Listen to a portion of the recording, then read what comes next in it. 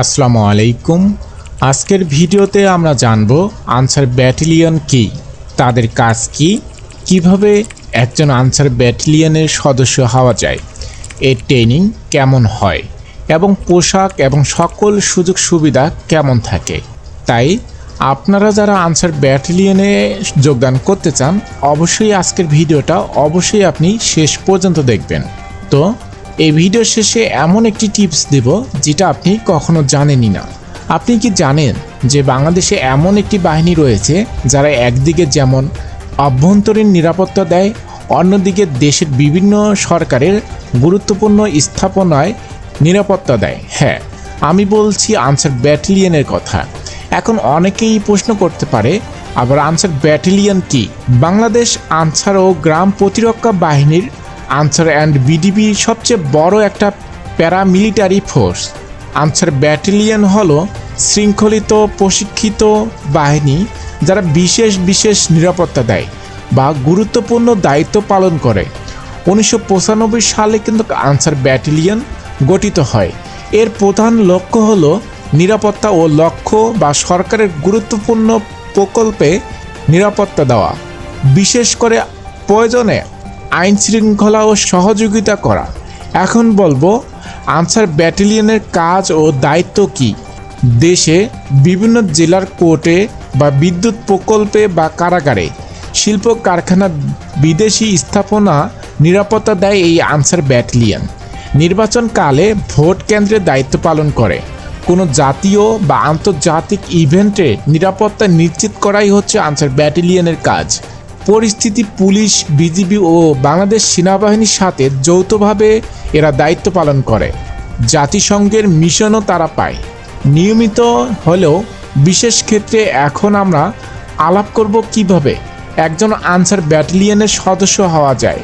আপনি যদি SSC pass করে থাকেন আর আপনার যদি পয়েন্ট 2.00 উপরে যদি হয় তাহলে আপনি সহজেই আনসার ব্যাটালিয়নে যোগদান করতে পারবে।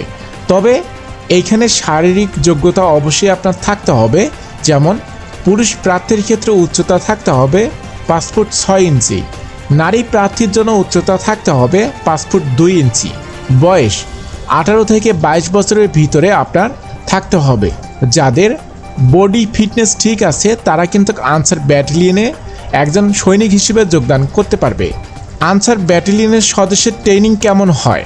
আনসার ব্যাটালিয়নের সদস্যের ট্রেনিং সবচেয়ে কঠোর ও নিয়মিত ফিটনেসের ট্রেনিং, দৌড়, ফায়ারিং, অস্ত্র প্রশিক্ষণ, কনফিডেন্স বৃদ্ধি ট্রেনিং, আইন শৃঙ্খলা, মানুষের সাথে কিভাবে আচরণ করা হবে সেই বিষয়ে ট্রেনিং দেওয়া হয়। আপনাদের ট্রেনিং সেন্টার হচ্ছে শফিপুর, গাজীপুরে কিন্তু আপনাদের ট্রেনিং দেওয়া হয় এবং এখানে কিন্তু ট্রেনিং দেওয়ার সময় কিন্তু আপনাদের থাকা, খাওয়া, পোশাক ফ্রি ব্যবস্থা কিন্তু এখানে রয়েছে।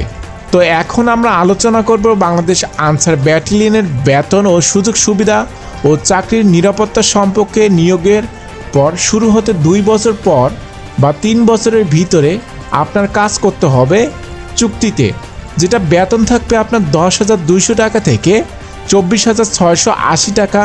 চুক্তিতে আপনার বিভিন্ন স্থানে কিন্তু আপনাদের থাকা, খাওয়া, ফ্রি পোশাক সরবরাহ করা হয়।